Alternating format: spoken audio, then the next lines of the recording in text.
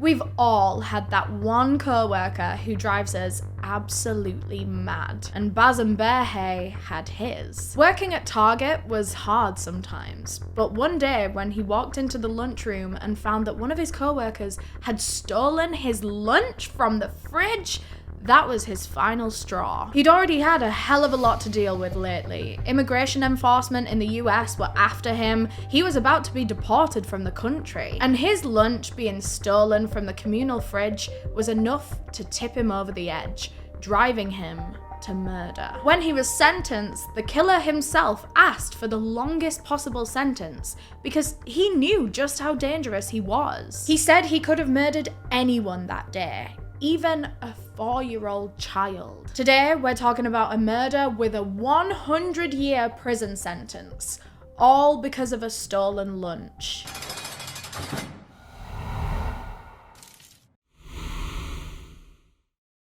Before we get into the case, I just want to thank our sponsor for making this video possible, Casetify. Casetify make the absolute best phone cases, most protective phone cases on the market. I think so. Anyway, I have used their phone cases exclusively for the past 5 years of my life, and I will never switch. My phone has never once smashed or chipped or broken in any kind of way in a Casetify case. And trust me, I am a liability. I'm always throwing that phone everywhere, especially on a night out, God help her. But you know what? I do it more these days. I'm less careful with my phone these days because I trust my phone case so much. I have 5 years of proof from Casetify that my phone is not going to break in one of those cases. So you know I'm throwing that thing everywhere. I don't. I am actually quite careful with it. But this month, I want to shout out Casetify's impact cases, which was the first ever type of phone case that I tried from Casetify, so it holds a very special place in my heart. These things are sustainable. They're made with 65% plant-based and recycled materials, which is amazing. And these things are tough as hell. They can take a beating. Not that I've ever tried beating my phone. That's kind of mean. But I mean in terms of dropping it freaking everywhere. And on every possible material as well. I drop these things outside. I drop them on rocks. Their impact cases have been drop tested and have been proven to survive drops of 8 feet. And I know none of you are even 8 feet tall, so don't tell me that that's not going to work on your phone. The impact cases, and actually a lot of Casetify cases, perhaps all of them, but I'm talking about impact cases today, they have eco-shock technology, which means that these things are super tough and protective without being big and bulky and chunky. Their cases are nice and light. You can't even tell that you've got a military grade protective phone case on it. And just because they are military grade protective doesn't mean that they can't be cute as well. Come on, this is Casetify we're talking about. They have so many cute prints to choose from. And if you have any of their other devices, like an AirPods case or laptop case or something like that, you can even match a lot of their designs. You can customize these cases as well, put your name or your initials on. I famously have a phone case with my boyfriend's name on, but that was for my old iPhone, so I might have to get another one. Oh no. If you want to see all of my top picks for Casetify phone cases, you can go to casetify.com/Eleanor. Thank you so much again to Casetify for sponsoring this video. I love you guys. Now quickly, before we do get into the case, I just want to give my usual disclaimer that I mean absolutely no disrespect to anyone that I talk about in this video. Everything that I'm about to say is publicly available information that myself and my team have found online and in other places. Actually, this case has been one hell of a case to research. You'll see as we go through it, but hats off to my research team for real. But as I was saying, it's all publicly available information that myself and my team have found and compiled into this video. We're going to be covering some sensitive topics today, including deportation and issues with immigration forces. So if any of that sounds too intense or triggering for you, then I would recommend clicking out of the video now. Hopefully I'll get to see you some other time with a different video that's maybe a little bit easier for you to watch. But until then, look after yourself. While we make every effort to fact check our sources and make sure that all of our information is correct, no action should be taken in reliance upon the information in this video. And I want to take this opportunity to remind you that these are real people's lives that we're talking about, so please do keep it all kind and respectful in the comments. I know I don't even need to ask you guys that. You're a brilliant community. I'm so proud to have you every single day, but just a reminder, and if there's anyone new here, we are kind of respectful around here, so please keep in with our community. All opinions about to be stated in this video are mine and mine alone, and with all that being said, let's find out how this murderer was sentenced to 100 years behind bars. That's one of the most insane sentences I've ever heard of. That was actually the first thing I learned about this case. I saw the headline, like 100 years in prison, and I was like, I have to cover that. So today's case takes place in Fairfax County, Virginia in April 2021. And I know hearing that year will have sent a lot of shivers down the spines of the audience because that was COVID times. A time we all love to reminisce on, hey? It was the worst few years of a lot of our lives. We've actually done 2 COVID time true crime cases in a row, so I'm really sorry for that. That was unintentional. It's bringing back a lot of memories of like Zoom parties and whipped coffee on TikTok, you know? But in April 2021, at the time of this case, COVID-19 was still spreading like crazy around the whole world. In a lot of places, you could already get the vaccine at this point in time, but there were still so many people dying every single day. Over 1,000 deaths from COVID alone in the US every single day at this point in time. But despite that, despite how dangerous it was, still people were forced to try to get back to their normal life. People were going back to work, people were meeting up with friends again, all while this disease lurked in the shadows. It could affect anyone at any time. It was such a scary time to live through, wasn't it? Like, most of us had older or higher risk relatives at home that we were really concerned for, but you were also worried that you might be carrying the disease home to them. And then there were the essential workers that literally put their health on the line every single day, doing all the jobs that needed doing to keep society running throughout this chaos. So in the US, that was places like Walmart, Costco, and Target, the scene of our crime today. I know a lot of you are actually watching my channel from the US. I see you guys, and howdy. And sorry, if you're from America, you probably already know what Target is, but for people that don't live near, let me explain, because Target is like my own personal Disneyland. I love that place. It's one of those stores in the US that sells absolutely everything. Food, clothes, toys, home improvement stuff, literally just chuffing anything. You can get your glasses there. The first time I ever went to a Target in my whole entire life, I actually vlogged the experience because I was like, this is so monumental to me. And honestly, I had the best day ever. Cheeky shout out to my second channel. If you do want to see a bit more of my like personal life and you want to see what the inside of a Target is like, go watch that video. But seriously, I could actually spend days on end in Target. I just love stuff, you know? I mean, clearly, this isn't actually my setup. This is my boyfriend's streaming setup. Sorry I didn't acknowledge that because, yeah, it feels weird to have SpongeBob in the back of a very serious video. Sorry. He's just listening. He's just an EleanorNeale viewer. But throughout the pandemic, Target was really good to their workers. They had quite a high minimum wage, especially compared to other similar stores like Walmart. Even now, at some Target locations, their minimum wage is up to $24 an hour. And just to put that into perspective, some of the minimum wages throughout America, because it's different in every state, isn't it? The minimum wage in Washington, D.C. is $17, and in Wyoming, it's just over $7.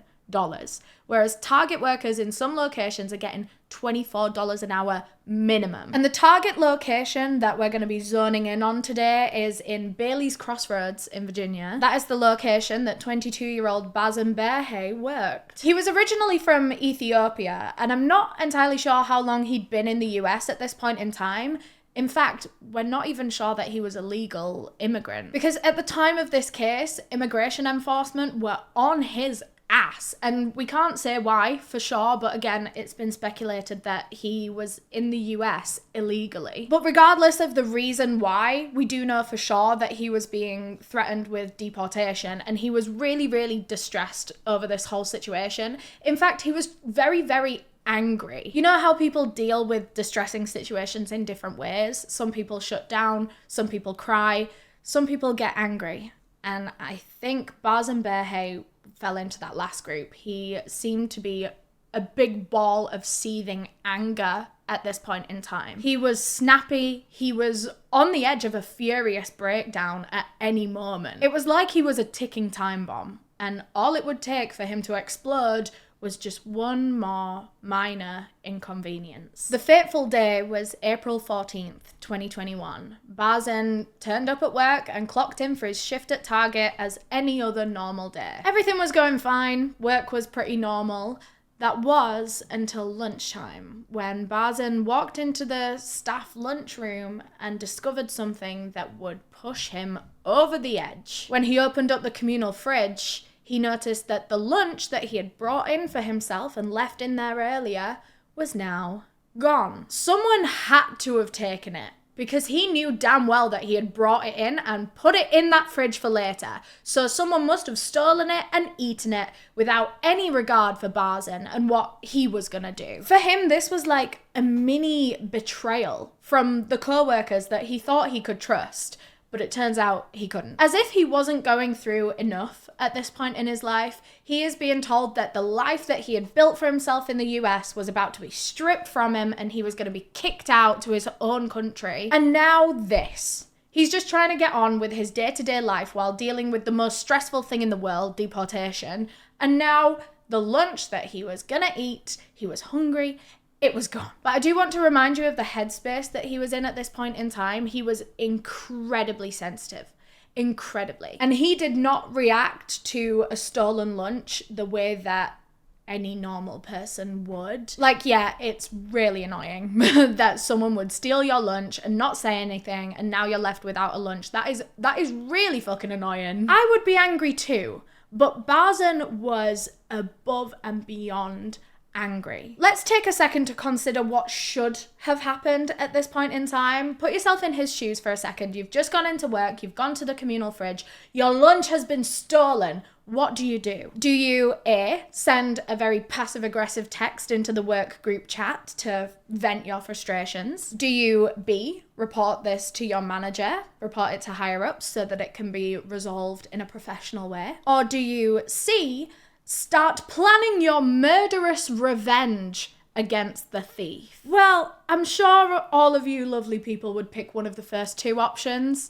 Not Barzin. That's right. His solution to having his lunch stolen at work was to start planning a murder. It was as if this one tiny minor inconvenience had just flipped his switch completely, and now there was no getting it back. There was no calming him down. That lunch stealer had betrayed him and unknowingly been the straw that broke the camel's back for Barzin. They were gonna pay for this with their life. But one thing that kind of gets me about this is, remember where they worked, Target.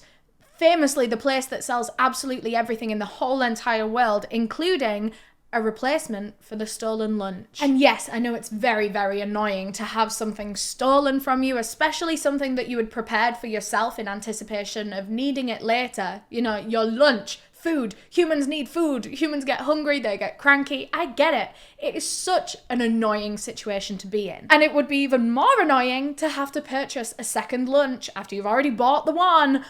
But, hear me out, would that not be easier than committing murder? Yeah, I think so. Becoming a murderer to solve your problems is insane. To solve your, grievances with your co-workers over a stolen lunch is insane. But I guess that just goes to show how much he wasn't in his right mind at that point in time. It didn't even cross his mind to go and get a new lunch. His mind just went straight to murder. It's like his anger bar had been filled right to the top. And where most of us would try to deal with that with, healthier means like journaling or venting to friends or even screaming into a pillow, Barzin didn't choose any of those things. He actively chose violence. He actively chose to harm another person. When the next day rolled round, Barzin drove to Target and walked into his workplace, but not to start a shift. He was actually there as a customer to buy things. He wandered around the store and proceeded to purchase just 3 items. 3 weapons, 2 knives, and a hammer. How this didn't raise any suspicion with his co-workers, we'll never know, because this is a suspicious purchase, come on. Knives and hammers are used for completely different things. I feel like their only overlap is being used as weapons. So when three weapons are being bought with absolutely nothing else, how was that not flagged in some kind of way? I don't know though, after all, America is the land of the free, and there's a big feeling in the US that their business is their own. If a guy wants to go out and buy a big hammer and some knives, then that should be his right to do so. I don't know, that all just feels very American to me, so I don't know. But I feel like in the UK that would have definitely been flagged, but like I say, I'm not from America, I don't really know how that kind of thing goes down. But anyway, after completing his sinister purchase, Barzin then jumped back in his car, went back to his house, which was about 20 miles away in Alexandria, and he spent the next few days holed up in his house, quote unquote, training for murder. And I wish I could tell you what training meant. We have tried to dig into that so much. We don't actually know specifically what he was getting up to in his house for those few days, but he will have just been ruminating on that stolen lunch and all of the anger that he was feeling. It would have been very, very unhealthy for him to lock himself away from the rest of the world like that, feeling so distressed and angry. And I think that's part of the reason that this ended the way that it did. Had he been, I don't know, talking and socializing and getting some fresh air and touching grass in the days following this, then it might not have ended how it did. But unfortunately, it didn't go like that. Barzin spent days at his home training for the murder that he was about to commit. And by April 17th, he was ready. He had spent 3 whole days. Since his precious lunch was stolen, he had spent 3 days thinking about how he was gonna act out his revenge. And now he was finally ready. So he set off to Bailey's Crossroads Target in the middle of the night. It was like the early hours of the morning. And his plan was to just lay in wait until one of his co-workers arrived for the very first shift of the day. And then he would attack. We truly don't know if Barzin was trying to target a specific co-worker or if he was just looking to hurt someone, anyone. I don't know if you can tell, but there's not that much information out there on this case. It's because of a bunch of legal stuff that would take way too long to explain, and not gonna lie, I don't fully understand it myself. But our researcher Alex explained to me that obviously there's like dozens and dozens, nearly 100 counties in Virginia. I googled this, that's insane to me. I don't know what I was expecting, but it wasn't nearly 100. And out of all of those counties, Fairfax County, where this murder took place, is one of the only ones that doesn't make their court records available to the public. So this was really easy. This was a really easy one to research. There's similar systems like all over the US, and it's not just annoying for researchers and true crime girlies like me that are just interested in the information, but it's also just a bit shit because criminals get charged and put away so that the community is protected, right? So doesn't that community have the right to know about the crimes that are happening around them and to have that information?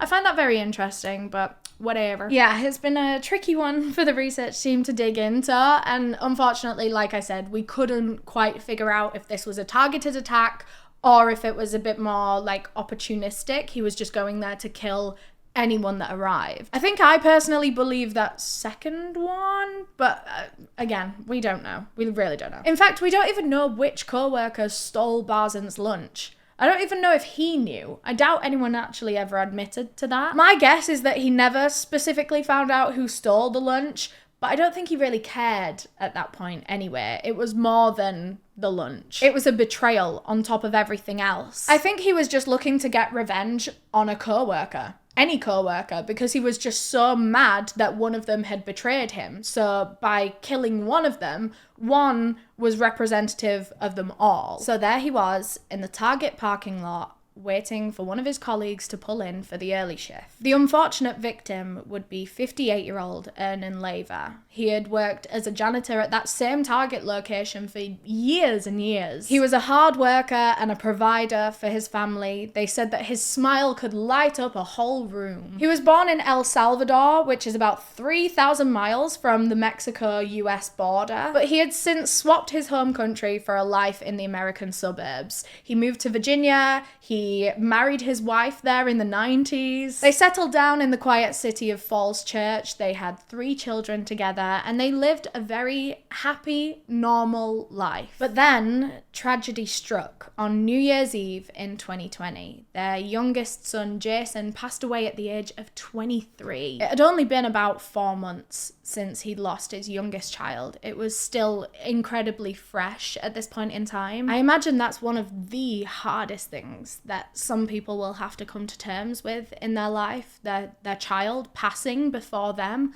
having to witness the death of your child. Most people don't have to go through that. And I'm not sure how Jason died. It was bang in the middle of the pandemic, although I wouldn't want to speculate on that. Their family just must have been going through so much at this point in time. It is devastating to lose someone so young. But Hernan kept pushing on. I mean, the world kept turning, and so he had to keep going. After all, he was the provider for his family, the man of the house. He was making sure that they all kept going, actually. So in the early hours of that fateful morning, EleanorNeale headed to yet another shift at Target. He drove into the parking lot and right into Bazen Berhe's view. Bazen had been lurking in the shadows for almost an hour at this point, already wielding his weapons so that he would be ready to go at a moment's notice. When a victim presented themselves, he would attack. And when he saw those headlights pulling into the car park,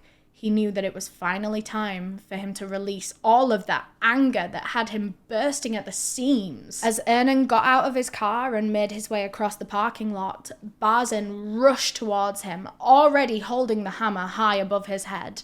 Hernan had no time to react, no time to save himself. The attack was frenzied and uncontrollable. He started with the hammer and he was just bludgeoning Hernan over the head over and over again. And this alone would have probably been enough to cause a fatality, would have been enough to end Hernan's life.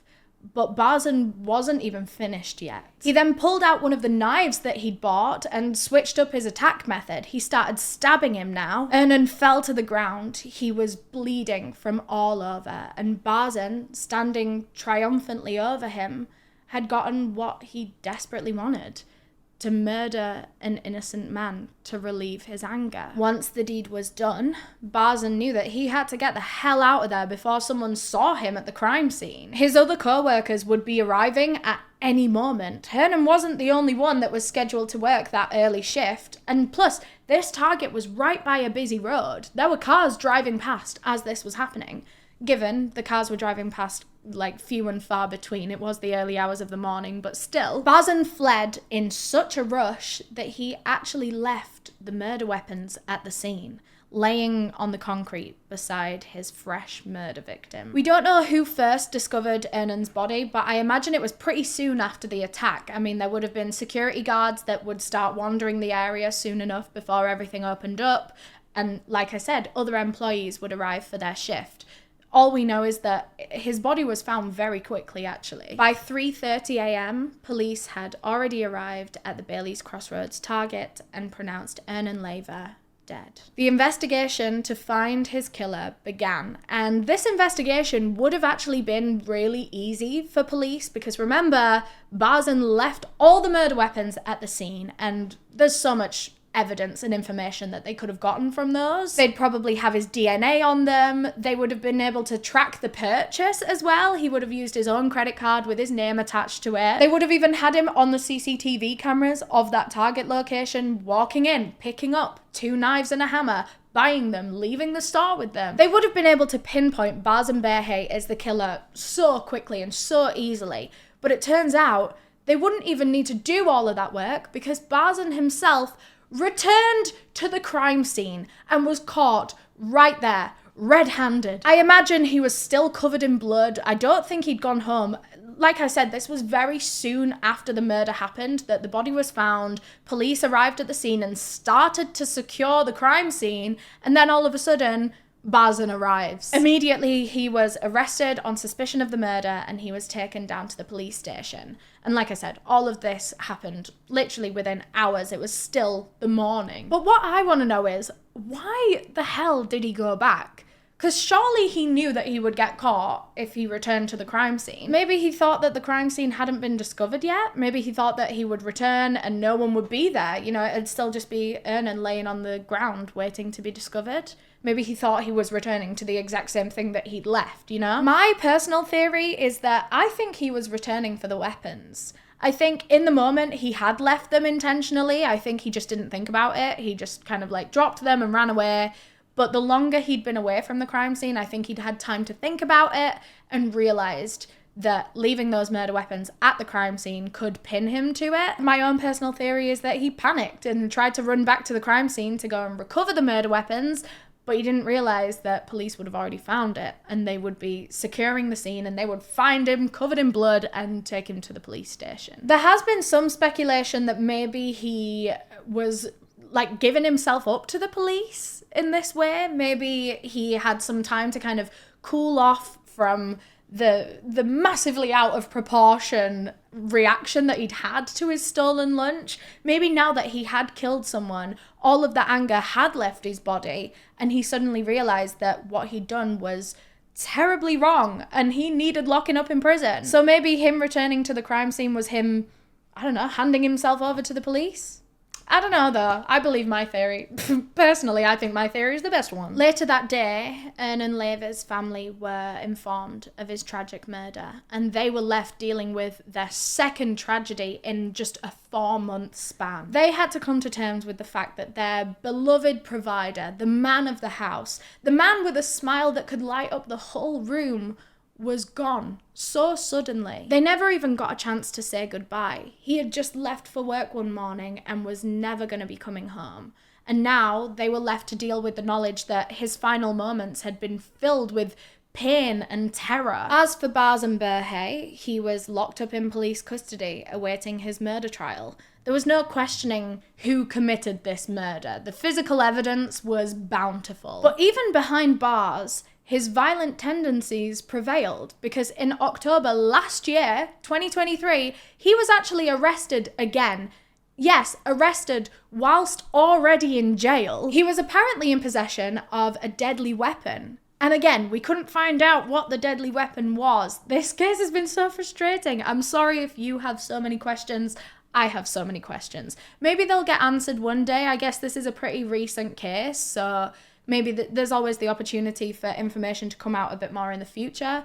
But yeah, he'd been found with a deadly weapon in his prison cell. I don't know how he'd gotten it. I highly doubt it was smuggled in for him by anyone because as far as we're aware, he didn't have any family or friends in America. There was no record of him having any support from people around this time. But I just find this so mad that he is in possession of a deadly weapon and he hasn't even been sentenced for the murder that he committed yet. He's literally just in a holding cell and he's still like harboring a knife or whatever. Unfortunately, it is quite common for violent criminals to remain violent in jail. And that's why rehabilitation is so important. You can't just lock people up in a cell and expect them to change their ways simply from that. I just think Bazen didn't think he had much to lose at this point in time. He knew that he was going down for this murder. There was no way he could get away with this, and he was probably going to spend the rest of his life in jail. So he probably felt like he had nothing left to lose. If he wanted a knife, he might as well go and find them because what are they going to do? Arrest him? Throw him in jail? He's already in jail. I don't know. I don't condone that thinking.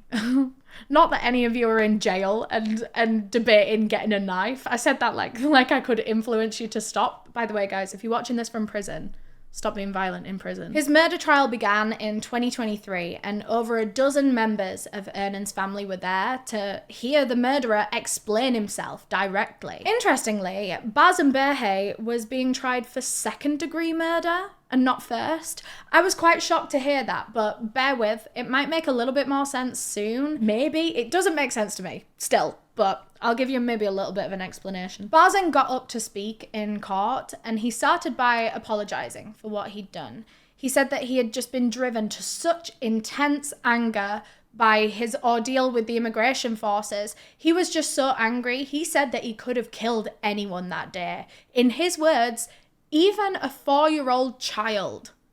What the fuck? Like, what? He was just looking to murder someone that day. He just wanted to commit murder. He didn't care who it was.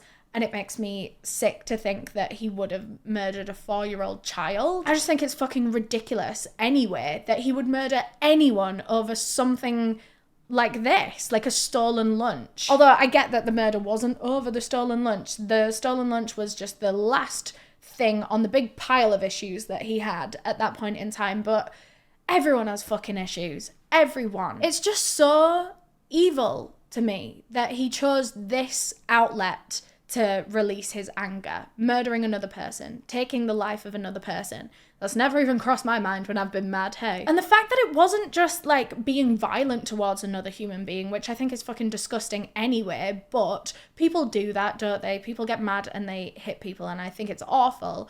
But this is even more than that. He wanted to kill someone, to take their life. Why? There are so many different ways to get your anger out, like so many. And I think what makes this so evil in my eyes is that he didn't even try any other options. He didn't even consider them. He was pushed to the edge, and his first and only solution was murder. That's just the sickest, most selfish thing I've ever heard, that you are going to take the life of another person just to deal with your own emotions. Go to therapy. And I think this shows just how much of a dangerous person Bazen Berhe was. He sees other people's lives as disposable. He thinks he has the right to snuff out someone else's life just because of how he's feeling, just because he can't regulate his own emotions. It's embarrassing. You're a grown adult. Like, the rest of us manage to regulate our emotions well enough that we're not murdering people. But Bazen wanted to commit murder. That is what he chose to do. Again, he didn't care who it was. It could have been absolutely anyone. He just wanted to murder another human being. And maybe this is why the charge ended up being second-degree murder rather than first. For first-degree murder, it has to be willful and premeditated. But Bazen was trying to say that him murdering Ernan was quite random. I personally don't agree. I think buying 3 weapons and training at home for days is premeditated. That's premeditation, is it not? I mean, I get that it's not premeditated with a particular person in mind, but it's still premeditated murder. He is still training to murder someone. Bazen himself got up in court and said, "There's no denying that it was very gruesome and grotesque how I killed that man, but I want the family to know I did everything in my power to kill him in less than a minute." And to that, one of Hernan's family yelled out, "Well, that makes it fine." And I'm so glad they said something, because that statement from Bazen where he said, "I just want his family to know that I killed him in less than a minute," that knocked me speechless. I can't believe he had the balls to say that and think it redeems his actions in any way whatsoever. He says it as though it's a silver lining, but to me, it's just arrogance. He didn't have to kill that man. There is no redeeming factor that you did it quickly. It's ridiculous that his mind went to murder after getting his lunch stolen. He could have stopped himself, but didn't. So it doesn't make anything easier for the family. It doesn't make anything better for Bazen that he did it quicker. That is just him being arrogant. I think the only way that murdering him fast would be a redeeming factor is if he had no choice but to murder him. And I don't know what fucking situation that would be in, but he wasn't in that situation. That's the point. He didn't have to murder Ernan. There is no redeeming factor in that he did it quick. I think it's just arrogance, because he could have chosen not to murder Ernan, but he didn't. He still chose to get his anger out in that way. It doesn't matter that he tried to make it quick. He didn't need to do it in the first place. It's just so selfish that he did. But even Bazen himself seems to realize this was wrong. In fact, he actually asked the judge if he could be given like the longest sentence possible, because he felt like he was a danger to society. He was insinuating that if he was freed, there was every chance that he could kill again. And honestly, I believe him. He doesn't value or respect other people's lives at all. If he can commit murder over a stolen lunch, what else is he capable of? So yeah, when he asked the judge for a longer sentence, the judge gave him one. In January of this year, 2024, Bazen Berhe was sentenced to 100 years in jail. a really, really long sentence, given that there was only one victim in this case. You do see massive sentences like that, but for serial killers, you know? And I think that just goes to show that the court agrees that this is a very dangerous man. Barzin will be eligible for parole after 70 years, and by then he'll be nearly 100 years old. What are the chances he'll even live to see his first parole hearing? He is never seeing the sunlight again. In the end, Barzin Berhe got what he wanted. He wanted to stay in America for the rest of his life. Only now it was going to be behind bars. Now, I'm not saying that he committed murder to stay in the US, but it wouldn't be the first time that someone had chosen to land themselves in jail because the alternative was much worse. About 10 years ago, a man in North Carolina robbed a bank for just $1, all because he wanted to be arrested and thrown in jail. And that was because he had very expensive medical needs that he just couldn't afford to see to himself on his wage. And if he was to be put into prison, he would get free medical care. He felt that committing a crime, losing his freedom, getting a criminal record was his only option to be able to meet his medical needs. And that is heartbreaking. And perhaps Barzin Berhe could have been in a similar position to that man, because at the time of all of this happening, there was actually a civil war going on in his home country of Ethiopia. A civil war so bad, in fact, that reports say that over 500,000 people were killed. And so what if he felt that landing himself in jail was the only way to avoid being dropped into the middle of that war? What would have happened to him if he was deported from the US and right into the middle of all of that? Did he think that anything was better than being sent back into the war? So maybe he did something terrible so that they would lock him away forever. That is all we have for this case. Thank you so much for watching, and thank you for bearing with us. I know that this one is a little bit like, I don't know, there were some bits missing and bits that we couldn't quite piece together. So I hope we've managed to make this story like cohesive and interesting and make sense and give you enough context anyway. Honestly, researcher Alex has been through it for the past week researching this one. He's been emailing people, calling people over in the US, like, wow, hats off to him. But thank you so much for watching this video. If you enjoyed it, please leave a thumbs up or leave a comment down below. Engaging with this video in some way really helps to push it out on YouTube, and we're always reading the comments. Me and the team scroll through the comments. We always, we enjoy seeing the little conversations that you guys have with each other in the comments. It's become a really fun part of our week to sit down and read them, so leave us something if you want to talk to us, if you want to let us know what you thought of this video, what videos you want coming up in the future. Leave a comment. Thanks again to Casetify for sponsoring this video. Remember, you can go to casetify.com/Eleanor to see all of my top picks. Their phone cases are unmatched for me, and I'm sure you will love them. So thanks again, Casetify. But yeah, thank you so much for watching this video. If you enjoyed it and you want to watch another one of my videos, there'll be one on screen for you to click on right now. Or if you click on the circle with my face in, then you can subscribe to this channel, and we post new content like this every single week. Oh my god, I just lost my voice. Every single week. But yeah, thank you so much for watching. Bye!